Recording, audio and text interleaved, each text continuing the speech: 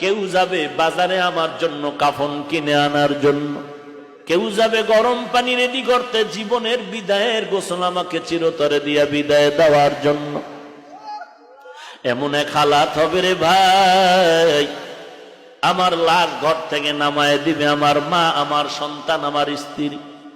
বলে তাড়াতাড়ি ঘর থেকে লাশটা নামাইয়া দেও, এই লাশ ঘরের মধ্যে রেখে পাহারা দেওয়া যাবে না। এরে নবীর উম্মতের দল, কিসের টাকা পয়সার বাহাদুরি করো? বরফের আব্দুল কাদের জিলানী রাস্তা দিয়ে হাঁটতেছেন, একটা কুকুর সামনে দাঁড়ায় গেল।